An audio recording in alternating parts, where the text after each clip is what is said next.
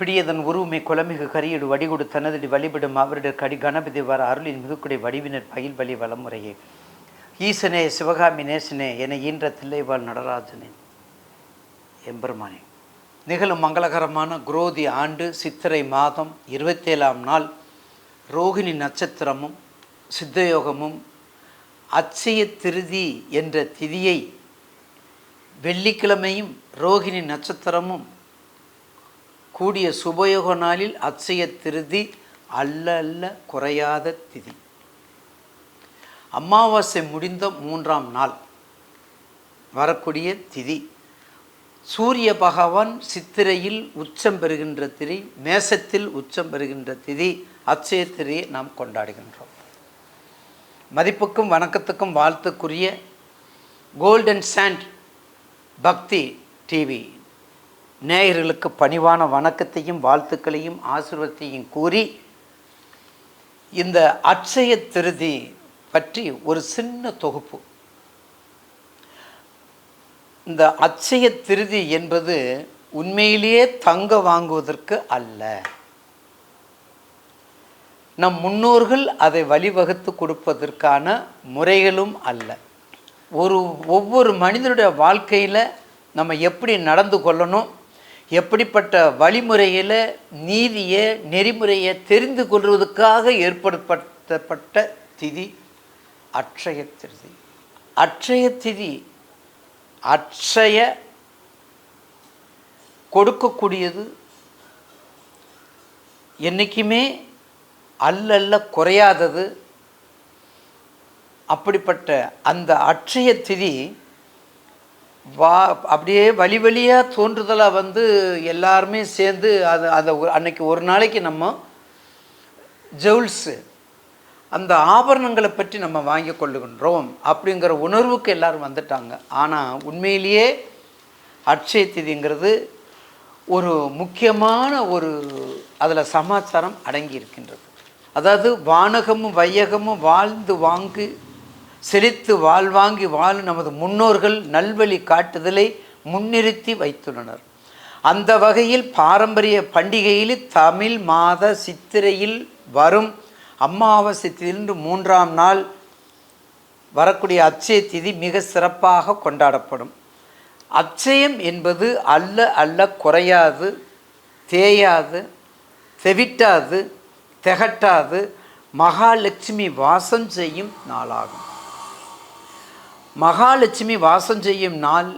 மகாலட்சுமி ரூபத்தில் இருக்கக்கூடியது தங்கம் மட்டுமல்ல, மாணிக்கம் மட்டுமல்ல, வைரம் மட்டுமல்ல, வைடூரியம் மட்டுமல்ல, கோமைதகம் அல்ல, நவரத்தினங்கள் அல்ல, சாதாரண ஏழை வீட்டில் உள்ள ஒரு கல் உப்பு.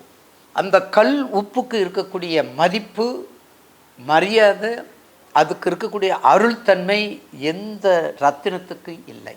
அதனால தான் மகாலட்சுமி வாசம் செய்வதற்கு முன்னோர்கள்லேருந்து இப்போ வரையும் ஒரு அகல் எடுக்கிறாங்க, அதில் சமுத்திரம் வைக்கிறாங்க. ஏன்னா சமுத்திரத்தில் வாசம் செய்யக்கூடியவள் மகாலட்சுமி. அப்போ அந்த உப்பு வாசம் செய்யக்கூடியது, கல் உப்பு வாசம் செய்கிறது சமுத்திரம். அப்போ மகாலட்சுமியே வாசம் செய்கிறதுனால தான் அட்சய திதி அந்த மகாலட்சுமியினுடைய சிறப்பு அந்த கல் உப்புக்கு நம்ம கொடுத்துருக்குறோம். அப்படிப்பட்ட மகாலட்சுமி வாசம் செய்யக்கூடிய அந்த அட்சய திதி பற்றி ஒரு சின்ன வரலாறு. அந்த அட்சய திதி எவ்வளோக்கு சிறப்பாக வாய்ந்தது. அப்புறம் நம்ம அடுத்தது நீங்கள் எதிர்பார்க்கறதுக்கெல்லாம் நம்ம போவோம். முதலாக பிரம்ம உற்சவம் பிரம்மனால் ஏற்பட்ட பங்குனி மாதமாக இருந்தாலும் சரி, சித்திரையாக இருந்தாலும் சித்திரை விட்டு 12 மாதத்துலேயும் முதலாக உற்சவம் நடத்தினது பிரம்மன். அதனால தான் பிரம்ம உற்சவம். அது அட்சய திதியில் நடத்தினது. மகாலட்சுமி மகாவிஷ்ணுவின் இதயத்தில் வாசம் செய்ய தவம் இருந்த நாள் அட்சய திதி. கங்காதேவி பூமியை தொட்டு வலம் வந்ததும் அந்த அட்சய திதி நாள். ஏழை குசேலருக்கு கண்ணபிரான் கருணை காட்டி செல்வாந்தராக சீராட்டி வளர்த்தது அட்சய திதி நாள். ஏழை வீட்டில் யாகசம் தேடி வந்த ஆதிசங்கரர் ஒரு சிறு நெல்லிக்காணியை கொடுத்து அவ்வீட்டை குபேரனாக்க கதையாக்கியதும் அந்த அட்சய திதி. பகீரதன் ஒற்றைக்காலில் தவம் இருந்து பூமிக்கு கங்கையை கொண்டு வந்ததும் அந்த அட்சய திதி. சிவபெருமானே யாகசம் வேண்டி பிச்சாடனம் கொண்டு வரும்போது அன்னபூரணி நமக்கெல்லாம் அன்னம் வரக்கூடிய அந்த அன்னபூரணி அந்த பிச்சாரணையாக வந்து அந்த சாபத்தை நீக்கியது அட்சய திதி. மகாபாரதத்தில் துரியோதனன் சகோதரர்கள் துச்சாதனன், பாண்டவர்களாகிய கர்ணன் பிறப்பு. ஆனால் போனது கௌரவர்கள்ட்ட. 6லும் சாவு 100லும் சாவு என்பது ஒரு முதுமொழி, ஒரு பழமொழி. யாருக்காக எழுதப்பட்டது? கர்ணனுக்காக வரையறுப்பட்டது. கௌரவர்களோடு 99 பேர்த்தோடு சேர்ந்து 100வது ஆளாக கர்ணன் போயிட்டா அங்கே 100 பேர்த்தோடு சாடுறாரு. பாண்டவர்களில் 5 பேர்த்தோடு 6வதாக போயிட்டா அங்கே 6வது ஆளாக இறக்குறார். 6லும் சாவு, அங்கே 100லும் சாவு. இதை நம்ம தவறாக புரிஞ்சுக்கிட்டு இப்போ 6லும் சாவு 100லும் சாவு வந்து படுறா, அது தவறு. ரைட்டுங்களா? அந்த வகையிலே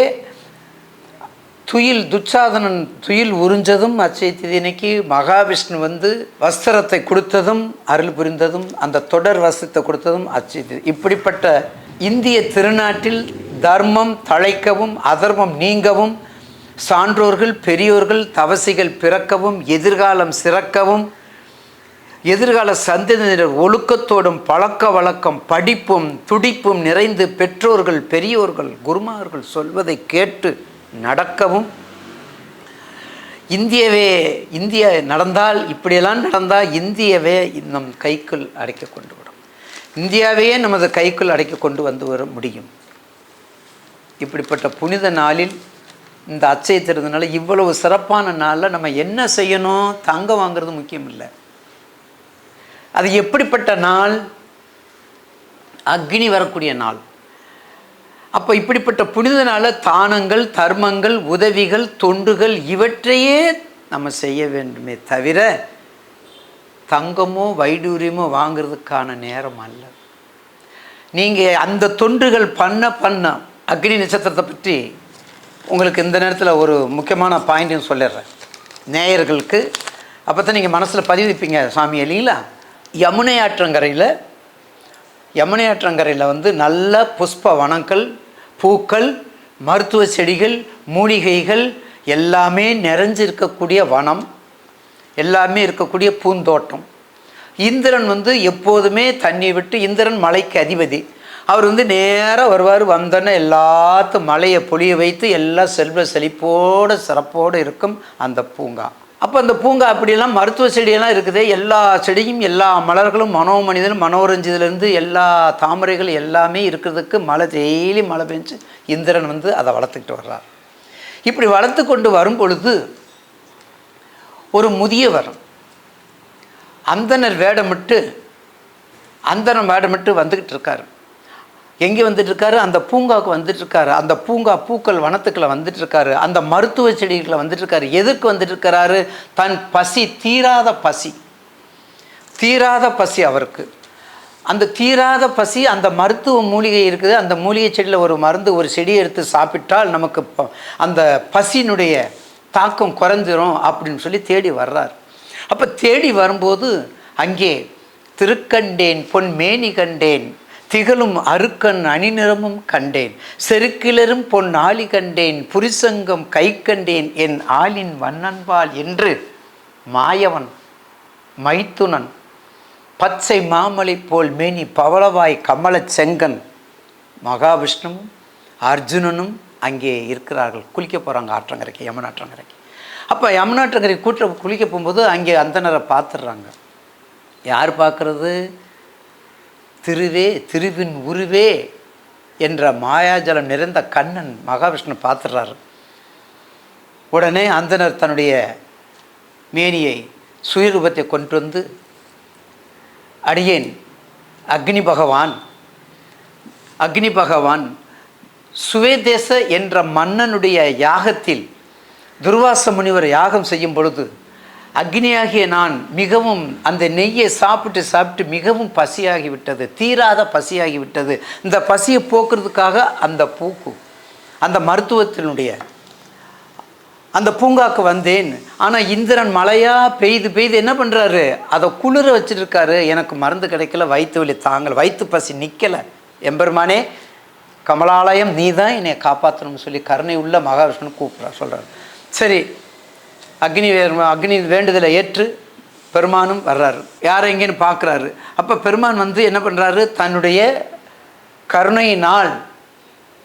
கருணையினால் அந்த இந்திரனுடைய மலையை பொழியக்கூடிய சித்திரை மாதம் 21ஆம் தேதி முதல் வைகாசி 14ஆம் தேதி வரை பரணி நட்சத்திரம் 3ஆம் பாதத்தில் சித்திரை மாதம் 21ஆம் தேதியில் இருந்து அந்த பூங்கா, அந்த மலர்ச்செடி, அந்த மூலிகை செடி இருக்கக்கூடிய இடத்திற்கு மழை பொழிய விடாமல் கருணை செய்கின்றார் அக்னீஸ்வரனுக்காக.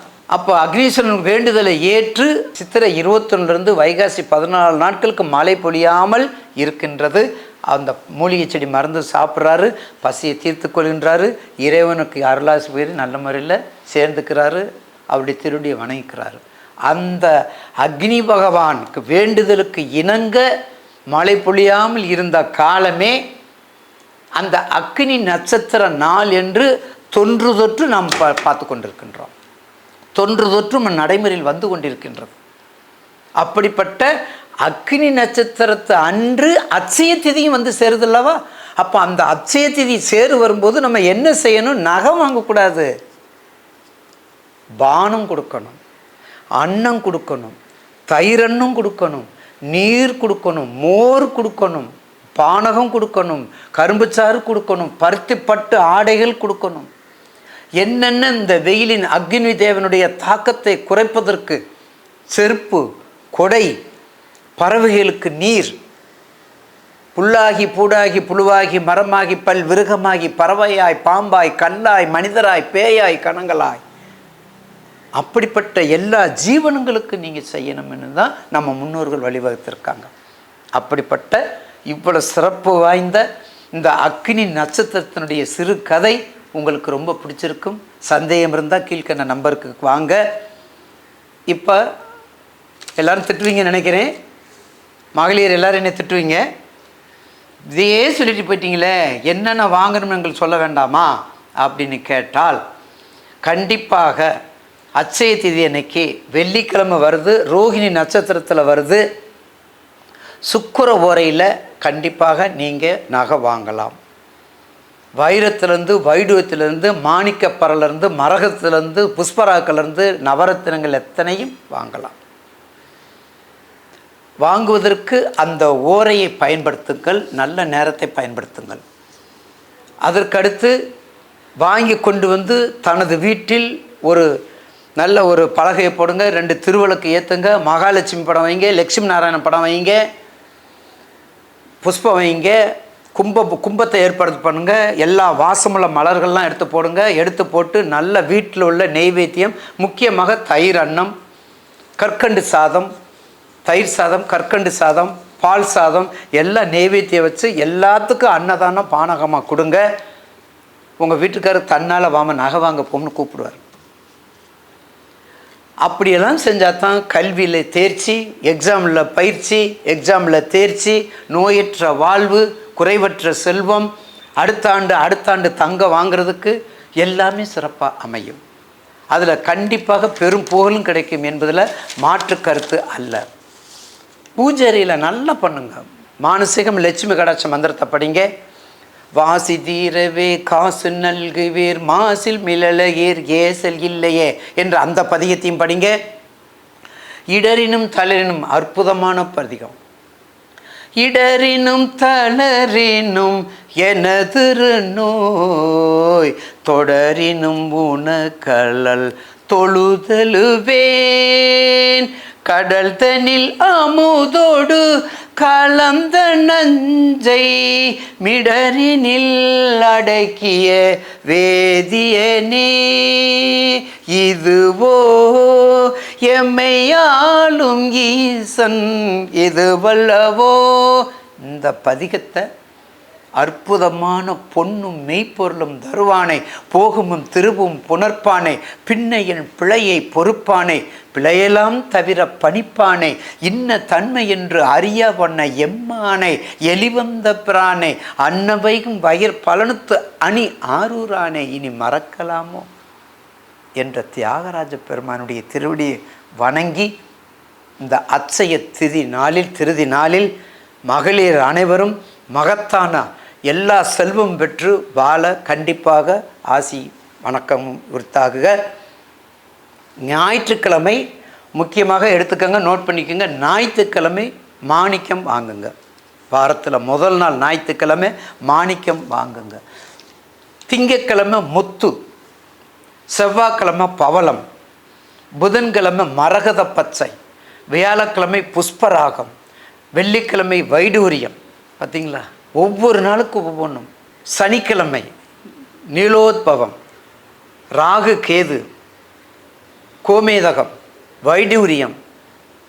சனிக்கிழமையும் நீங்கள் எல்லாம் வாங்கிக்கலாம். அந்த சம்பந்தப்பட்ட அந்த நட்புக்குரிய நவரத்தின கோள்களோடு இதையே இணைத்து குலதெய்வம் விநாயகப் பெருமான் அஷ்டலட்சுமிக்குரிய அனுகிரகத்தோடு இந்த அட்சய திருதியை அவருங்க வீட்டில் சுருக்கமாக லட்சுமி கடாட்சி நிறைஞ்சிருக்கக்கூடிய இடம் முறம், சங்கு, பச்சை கற்பூரம், மஞ்சள், கஸ்தூரி மஞ்சள், மாவிலை, பார்த்திங்களா, தர்பை, அக்னி, அடுப்பு, பூஜை, நிலை, இப்படிப்பட்ட இடத்தெல்லாம் சுத்தமாக வைத்து கொண்டு இருந்தாலே ஒவ்வொரு வருடமும் அட்சய திருதியை மிக சிறப்பான ஆபரணங்களை வாங்கி கண்டிப்பாக மகிழ்வீர்கள். அதில் எந்த விதமான சந்தேகமே இல்லை என்று கூறி, இந்த அட்சய திருதி நாளில் மகளிர் அனைவரும் அவர்கள் கணவன்மார்களை ரொம்ப தொந்தரவு பண்ணாமல், அவருடைய சகோதரர்களை தொந்தரவு பண்ணாமல் நல்லா சேமித்து வச்சுக்கோங்க. நல்லா சேமித்து வச்சுக்கிட்டு அட்சய திருதி சித்திரை மாதம் அமாவாசை எப்போ வரும், அமாவாசைக்கு விரதம் இருந்தாலே அட்சய திருதி உங்களுக்கு வந்துடும். அமாவாசைக்கு இருந்து விரதம் இருந்து அட்சய திருதி மாதிரி நீங்கள் அட்சய மகாலட்சுமி வழிபாடு அமாவாசைக்கு பண்ணுங்கள். அட்சய திருதிக்கு தானாக உங்களுக்கு எல்லா செல்வமும் வேணும், வீடு தேடி வரும் என்று கூறி, தனம் தரும், கல்வி தரும், ஒரு நாளும் தலைவரியா மனம் தரும், தெய்வ வடிவம் தரும், நெஞ்சில் வஞ்சமில்லா இனம் தரும், நல்லெண்ணெய் எல்லாம் தரும். யாருக்கு? என் அடியார் பெருமக்கள் மகளிர் அனைவருக்கும் என்று கூறி வணங்கி விடைபெறுகிறேன். நன்றி, வணக்கம். திருச்சிற்றம்பலம். ஈசனே சிவகாமி நேசனே என ஈன்ற தில்லைவாழ் நடராஜனே. திருச்சிற்றம்பலம். சிவசிதம்பரம்.